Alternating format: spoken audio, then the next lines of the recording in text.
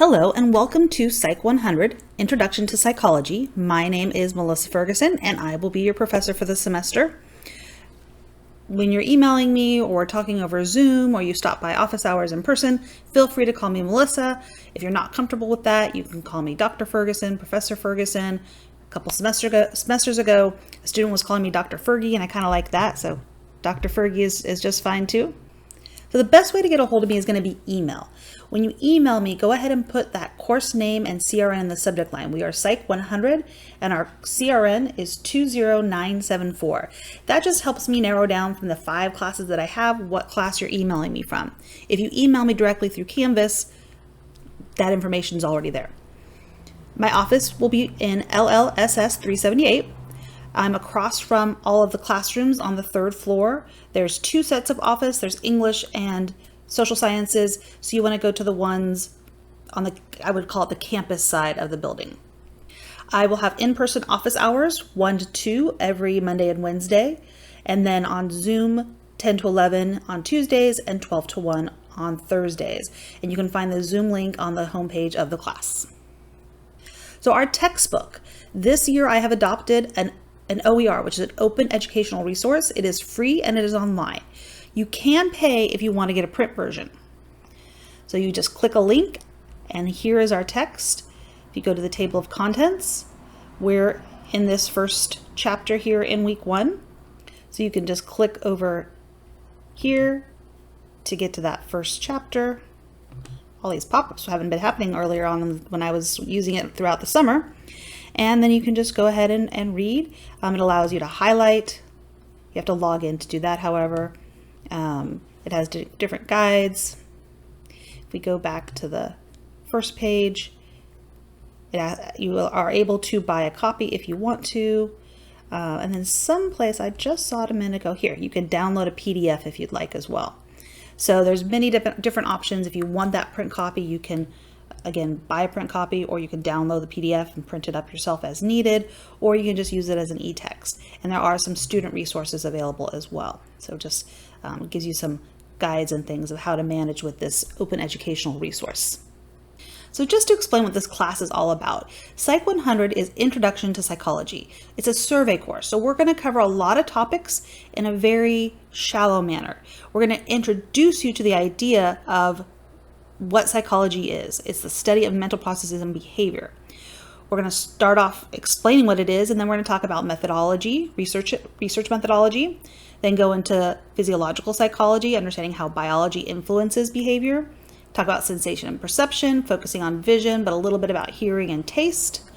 We'll go into states of consciousness, talking about sleep, learning and memory, intelligence and cognition, development and personality, motivated behaviors like hunger, thirst, reproduction, social psychology, mental disorders and treatment. And I think I missed a few, maybe like emotion and stress and health and things like that. So we cover all these topics, but very superficially.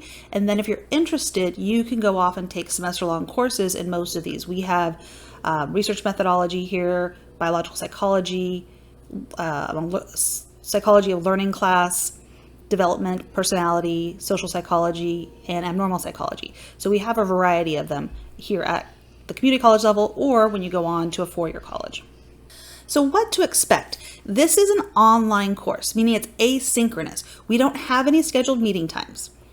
Everything that you need to do will be in the Canvas shell and you'll complete it on your own time. However, there are due dates. So we will have week-to-week due dates, and you're expected to complete that work in that 1 week. We don't go ahead and we don't fall behind. So modules will open weekly. Assignments are due on Sunday. And when I say open weekly, that'll be Monday at midnight. So if you stay up late on Sunday, you can get started on the work for the week. The modules will have lecture videos on the module pages with a little bit of reading just to kind of introduce you to what you're going to be learning about. Those lecture videos, instead of having a big long one, like an hour and a half or 2 hours per week, I've broken them up into smaller little chunks.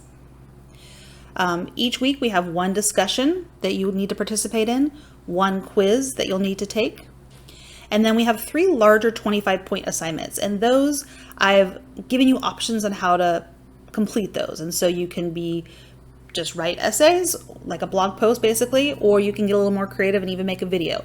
So you have the same content is required, but different ways of presenting it. That's new for me this semester, so we'll see how that goes. And then at the very end, the last section, we have one small 10-point assignment, and then we have 4 exams. So being an introduction to psychology class, a 100 level class, trying to keep the routine kind of the same each semester or each week. And I'm hoping those discussions help connect you to psychology. So how to succeed? It's not just in this class, in any class really. For an online class, you want to navigate the pages of the module in order. Don't just go to your dashboard.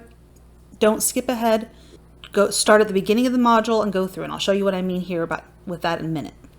Read each page, watch all the videos, and take notes. That's just like going to class and listening to lecture. If you skip over those, it's like skipping class. Don't skip assignments or fall behind. Sometimes we have busy weeks, but you have the whole week to complete one discussion and one quiz. And then I'm also giving you advanced information for the bigger assignment that's coming up. You'll see that starting, I believe, in week 2. I'll provide that in an announcement for you. If you find you're falling behind, come see me. I will accept assignments late, but there's a late policy and points will be deducted. But try not to. Try to get a great start this semester. Start off with a bang. And then reach out and connect if you need to. Getting connected, if this is your first semester on campus, get connected. Go to the Pirate Involvement Fair. Join clubs, join organizations. If you're interested in psychology, I'm the co-advisor for Psi Beta, which is the National Honor Society in Psychology, and I'm happy to talk to you more about it, but I also would love to have you there. You don't have to be an official member to come to our meetings and participate in our activities, although we'd love you to join as well. But connecting is going to help you be successful in college. So you can also connect with me during office hours, by appointment or email. There's also the tutoring center, recently renamed. It was the Student Success Center, and now they've separated. So math tutoring is in the math building, English tutoring, writing tutoring is in LLSS, and so on and so forth. But reach out, get help if you need it. Just to tell you a little bit about myself, my name is Melissa Ferguson, and I'll be your professor for the semester. You're welcome to call me Melissa, but if you're not comfortable with that, you can call me Dr. Ferguson, Professor Ferguson. This picture, which is going to disappear real quickly, was me and my husband. We just celebrated our anniversary on Friday. This other picture are my 3 children. It's a couple years old. Carrie is now 18, headed off to Santa Clara University in a couple weeks. Tyler is now just here in the middle, is just as tall as her, and is a freshman in high school playing football.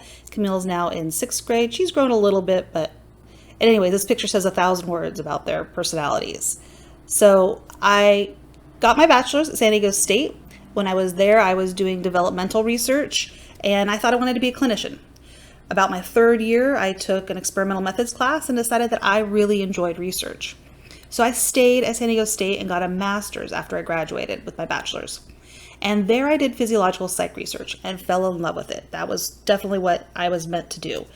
I was lucky, and the person who ended up being my advisor had just gotten a large grant, so I got paid to do research as well as do my master's thesis in his lab. I studied Wernicke's-Korsakoff's, which is a disease of chronic alcoholics, and I actually used an animal model to study the Wernicke's-Korsakoff's. I then went on and got my PhD at USC in neuroscience. So wasn't behavioral neuroscience, was a little farther away from psychology. I studied aging and plasticity in the brain, again using animal models, looking at genes and proteins involved in the aging process, using animal models that had a prolonged life and looking at how those differed in those models. And then we had a variety of different animal models that we used. When I was finishing that work up, my advisor wanted me to go and do a postdoc in biochemistry in a lab that we collaborated with. So they were doing aging and oxidative stress research in other tissues, skeletal muscle, the heart, the kidneys, and I was supposed to go over there and try to do all those biochemistry assays in the brain. We learned very quickly that the brain is a really fatty substance, and most of those didn't work. I still do a lot of aging research. I did some cool studies in fruit flies or Drosophila, which was kind of interesting.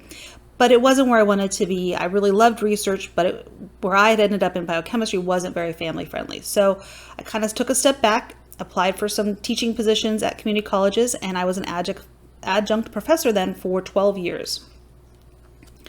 I taught mainly at Cerritos College for 12 years. It was a great gig, allowed me to raise my kids. Carrie was 1.5 when I started teaching, and it's hard to believe that now she's 18, the same age as many of you, right? And I started teaching when I was when she was 1.5. But I've also was a part-time professor at Long Beach City, Golden West, and then here. So about, I guess, 5.5 years ago now, I guess almost 6 years in the spring, I applied for a full-time position here at OCC, tenure track position, and I got it. So I was hired full-time in 2019, the fall of 2019, and had to go through tenure through COVID. It was kind of crazy, but I made it. And last fall when I walked on campus, I was a fully tenured faculty member here at OCC. I love it here at OCC. Great students, great faculty, great administration. And I hope if you're new to OCC that you'll love it as well.